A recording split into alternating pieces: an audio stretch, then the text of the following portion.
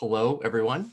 My name is Eric Hello. Anderson. I'm from Awards Watch, and I have with me the Pinocchio makeup and hair team. I have Mark Coulier, Hi. prosthetic makeup designer, Dalia Coley, makeup artist, Hi. and Francesco Pegoretti. Is that Hi. good? Is that good? Yeah. Okay, good. First, I'm excited to talk to you guys. I'm excited for the success that the film has had in recognition, and it deserves it. It's really unique and unlike, I think, anyone that has ever seen before with this kind of makeup, and certainly with Pinocchio as a story. So let's dive in and tell me everything you have. First, I'd love to ask you, Mark, one of the great things about Pinocchio as you have created him clearly is the grain and the nature of the wood and the great detail of it that is makeup. So tell me, what was the origin between you and Matteo of figuring out exactly what the look was going to be? Yeah, it was a tricky one. It was over a long process. I think we spent about 5 months in total, 5 or 6 months in total, getting down to the final design. So there was a lot of development along the way, different styles of sculpture and different looks.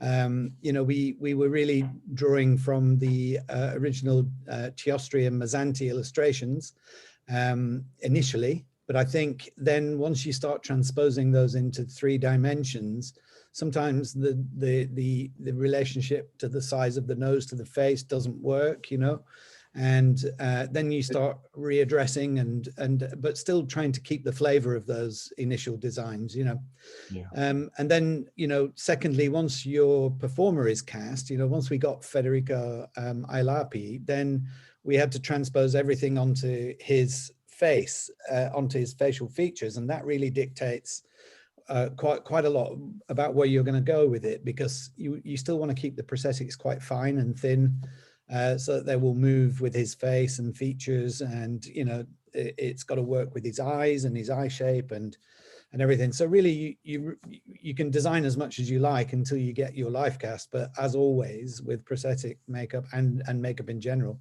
until you've got your performer, you can't really lock it all down, Yeah. So once we got Federico, we were then able to expand and finesse everything, And I understand it took there's a lot of processes and a lot of time in the chair for such a young kid, but for you as a master of prosthetic makeup, did you use things that worked for you in the past, or did you have to create something completely unique for this?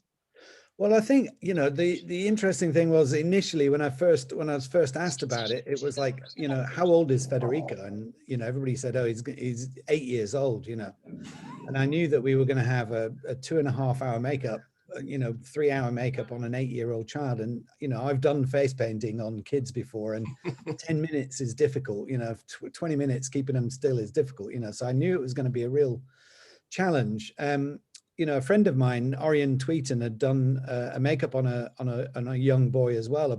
He was about 10, I think, for Wonder. He did that a few years ago, and I thought, oh well, if Orion can do this complex makeup on a kid, then at least that gave us a little bit of a benchmark, and we thought. And that, I've never done it before. I've never done a wooden makeup before. I've never done a makeup on an 8-year-old child before that many times. So yeah, it was a bit of a daunting task, but I'm always up for a challenge. And Dalia and Francesco, your work together is very, very collaborative on so many of the people and the creations in this. And I especially want to get into the Blue Fairy. So I'd love to hear first from Dalia, the transition of the little girl to the adult version of the Blue Fairy. Okay, at the beginning of the project, I was in my mind images that the book fixed in my head, because I read this book when I was 6. In Italy, we read this book very early, okay? And this fairy is very terrifying for a child, because you read about someone who get trapped in the belly of a whale, and you believe that he stayed there, he can survive. Or you see a child, a ghost child, because in the book the draw was an ink imaging and very stylized, and you can imagine this sort of ghost, okay? But now I wanted that they were beautiful in their death, okay? I think I say well, yes. in their death, okay. Yes. And in fact, I wanted I needed for the makeup that I had in mind a particular type of skin, a particular type of hair and facial hair, because I had to change this, because the wig, the color of the wig was this light green blue aged, okay, and I had to repeat this sort of blue, this sort of color on the eyeshadow, on the lashes, and also on the lips. So I had to find the right way between the vet, the live, and a romantic image, and very magical, okay? Yeah. So I was inspired by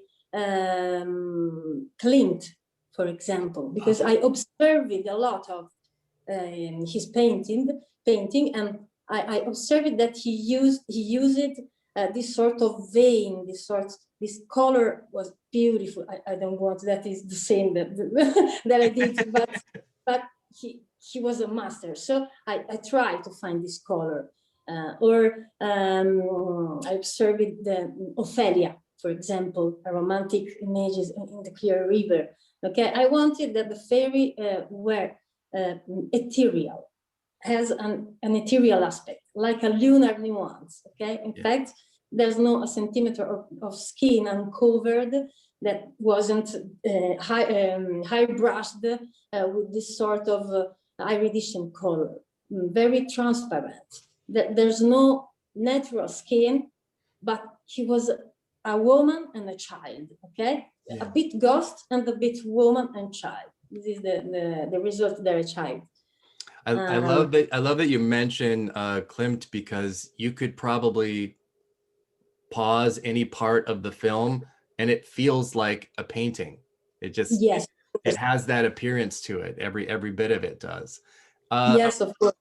Francesco, what was your experience and process in helping create the fairies, the blue fairies?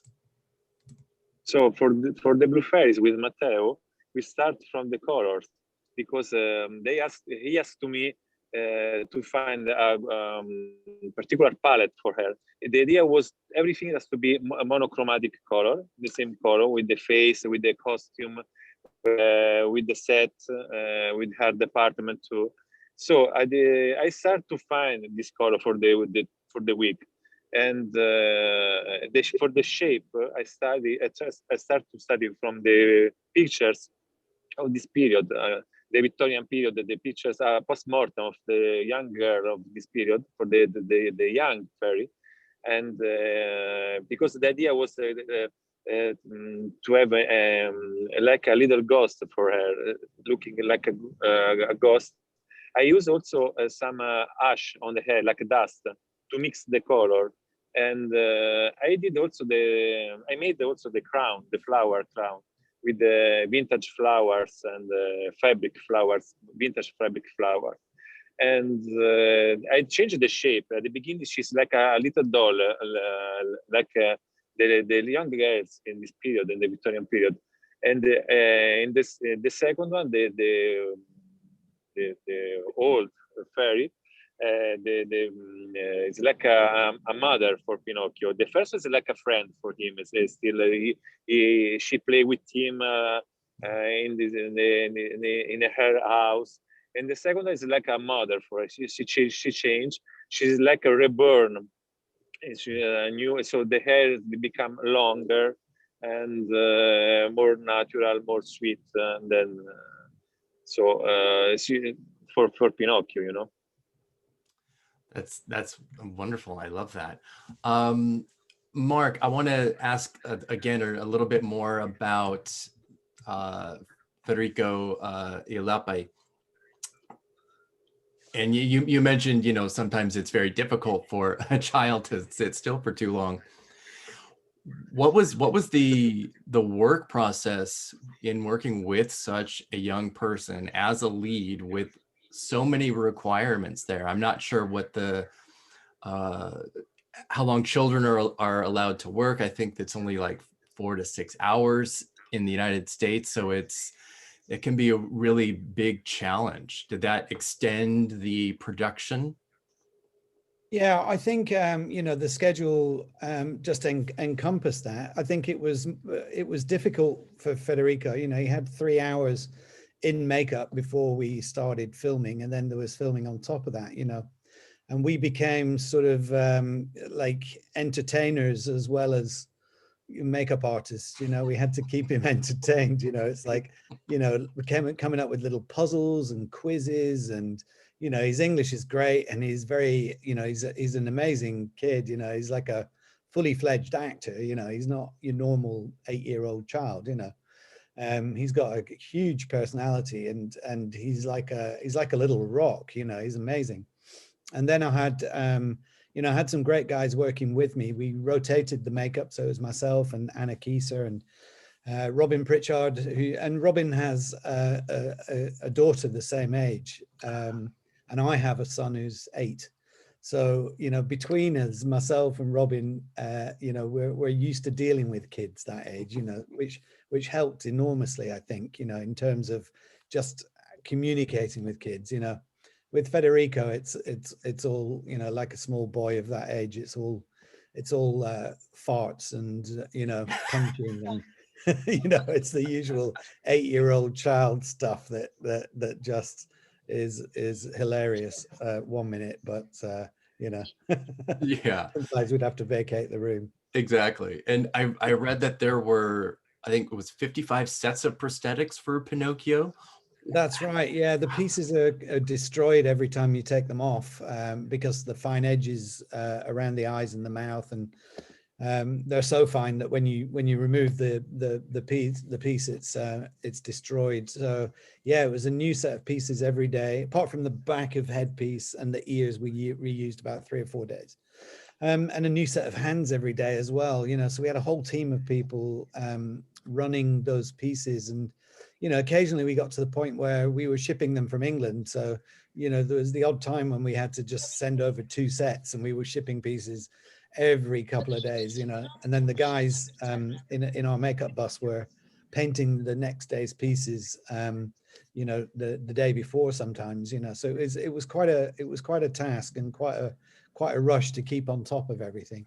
And on top of that, there were 4 stages of Federico's makeup. He changes and becomes more chipped and scratched as the film progresses. So by the end, the splits have traveled down his forehead, and he looks a little bit more weathered than he does. At the beginning, we wanted him to look really beautiful and pristine and freshly carved, and then he ages throughout the film. And what specific things did you use for all of those prosthetics and applications? Silicone and what other things? Yeah, so the pieces are made out of silicone, and they're painted with a tattoo ink that we use, and they're we use medical adhesives to glue everything on. For reference, we used a real piece of wood that Matteo, the director, sent us, because we were like, what color do you want this wood? Could be any color of wood, And we finally said to Matteo, because Matteo is very particular, he wants a particular color, particular kind of grain. So we thought it best, like, him to source a piece of wood that he really liked, and then send us the wood, and then we would copy the the color and the grain. So we actually did that. We copied a real piece of wood, tried to make it look as much like real wood as possible. That was my intention, that actually you couldn't tell the difference between real wood and our prosthetic makeup. That's amazing. Francesca, I wanted to ask what types of hair was used to create all of these characters?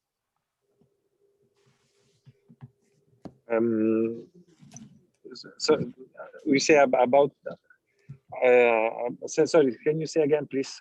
What type of hair was used to create the majority of these characters? So for the puppet, for the cats and the cat and the fox, for example, for the cisco, I use a lot of different type of hair. Some animal hair like yak or horse's hair, and mixed sometimes with natural hair and human hair to recreate the shape and the texture for each character. For example, for the cat and the fox, I mixed the yak and human hair in the half week to recreate a shape similar with the animal, with the real animal. And I made the wigs with the forehead less low because to recreate the animal forehead, you know. Mm-hmm. And that's wild. And for example, for the cirque, for the puppets, we made the wigs all with the same style of the period, drying this animal hair with the fabric colors, for example, with the palette very with the light colors, and also the wigs are made handmade. With the same techniques, the same stuff of the 800, you know. Oh, okay. Oh, that's fantastic. Dalia, what was the most challenging and most complicated part for you on the film? Maybe all the film. Yeah, that would be my answer too. It has been a big challenge for me, really. Maybe the bigger in my career for now. But I enjoyed myself a lot because I learned a lot of new things thanks to Mark and his beautiful stuff. And I enjoyed myself to create, for example, the nails of the cat and fox. Okay. At first, at the beginning, I did a cast of the actor's hands. After I modeled in plastiline this sort of nails and reproduced it in resin. And I applied these nails on her own. No, the nails were personally. Okay. Yes. Yeah, I made it. I think maybe 50 pairs of nails. Oh, wow. And yes, because I was scared that they lost everywhere. Yeah.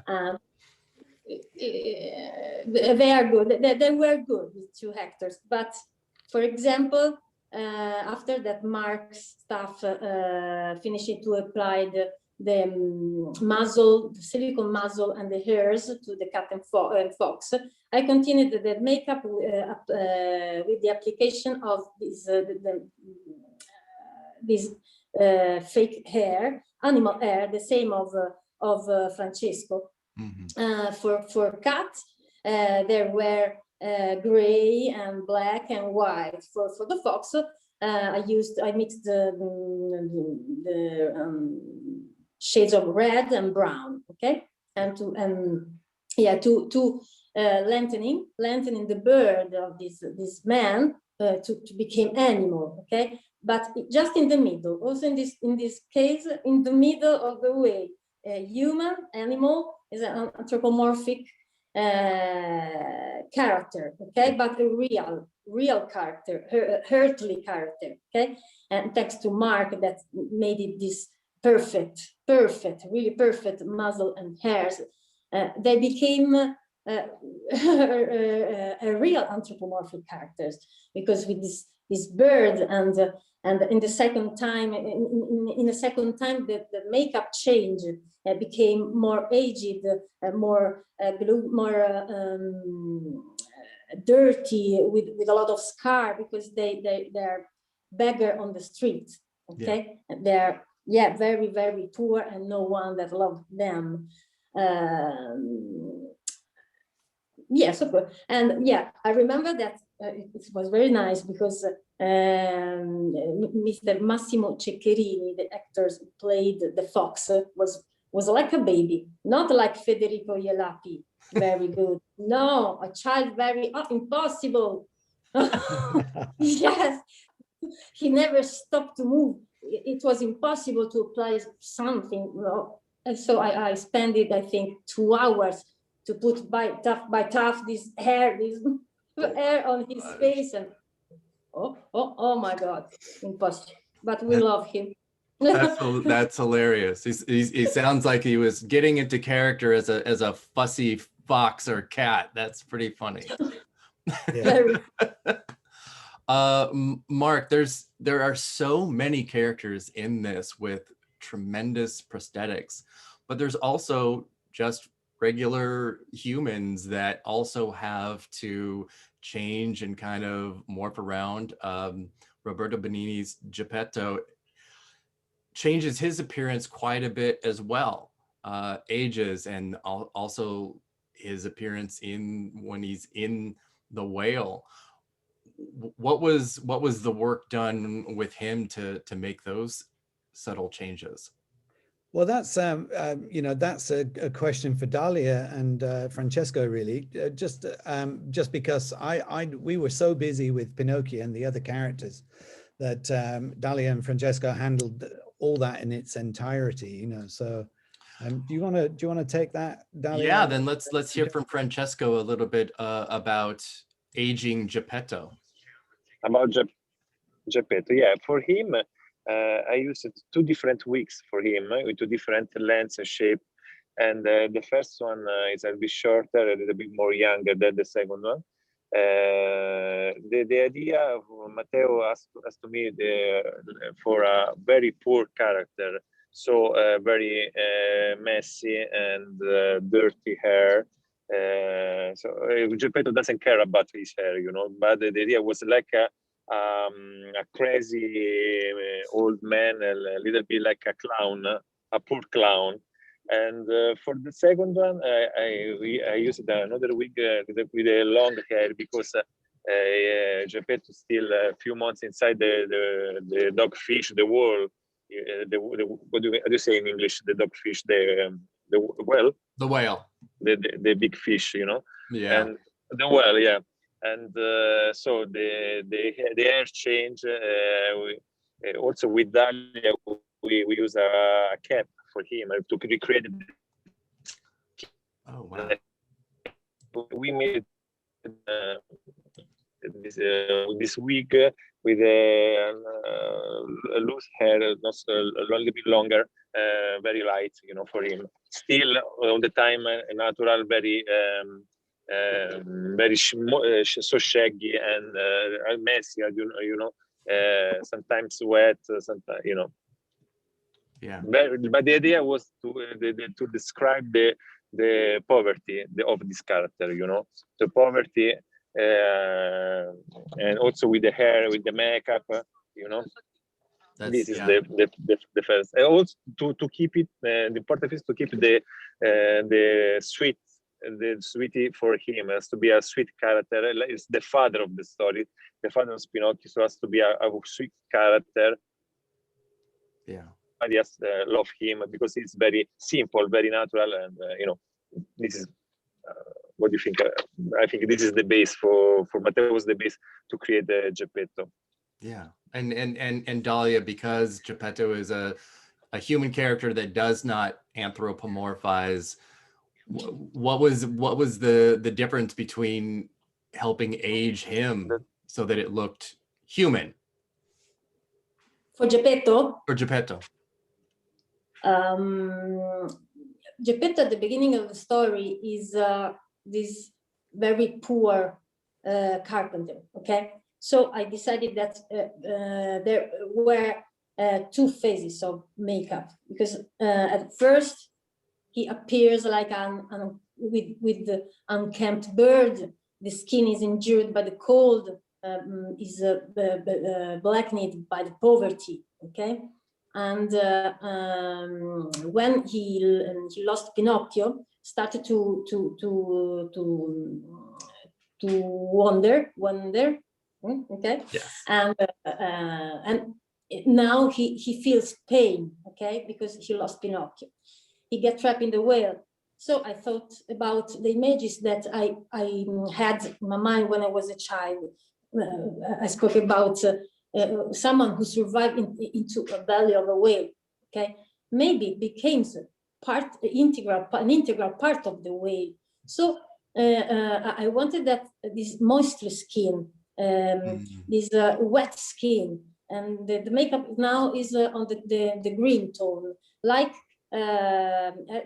the color of the microorganism who lived in the sea, in the depth of the sea, and also into the belly there's no sun, so the skin had to be very uncolored, not white but uncolored, and the bird became more long and more white, more aged, and the skin is always wet, because I thought that into the belly maybe you that makes sense. Yeah. Oh, he hated this sort of makeup. He hated Roberto Benigni. Oh, my love. It was very, very nice. He joked with me a lot of time during the preparation with the play, no, come si dice? Giochi di parole, play, okay, begging game. Okay. I don't remember the English word. I'm sorry. That's okay. Mark, I think after Pinocchio, the character that I was most fascinated and impressed by was the Snail. And it just looks so incredibly complicated. Can you talk a little bit about creating her and that the actress's responsibility with portraying a snail? Yeah, it's a tricky one. It's a big full costume and makeup. You know, we had a really great designer, Pietro di Scolamambro, who did all these concept drawings and working directly with Matteo, the director. So it was great because we had this kind of, you know, really nice flavor to all the drawings that Matteo and Pietro had found. We had this little drawing of the snail, and it was a really, really cute drawing of these. At that time, it had these little tentacles, little antennae coming down here and antennae at the top. And then, you know, when Maria Piatimo was cast, you know, again, we got a full body scan of her, and head and full body, and we had it 3D printed, probably, you know, 8 inches tall. And we cut it up so that her knees were bent slightly in the position that the actress would be in. And we sculpted a maquette, which is a miniature version of the snail, but super detailed, because we had Maria's real features under there and her real body shape under there. So we were able to tailor the pieces and work out how thick everything should be. And then we had a full body scan printed out at the same time.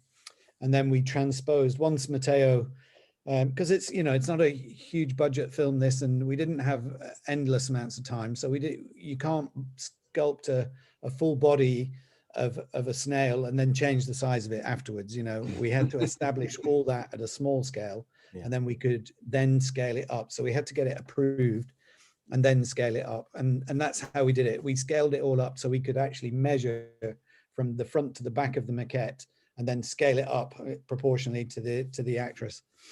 And you know, that was all sculpted in clay and huge molds. We had a big snail shell sculpted initially in polystyrene, and we skimmed it with clay and did all the details in it.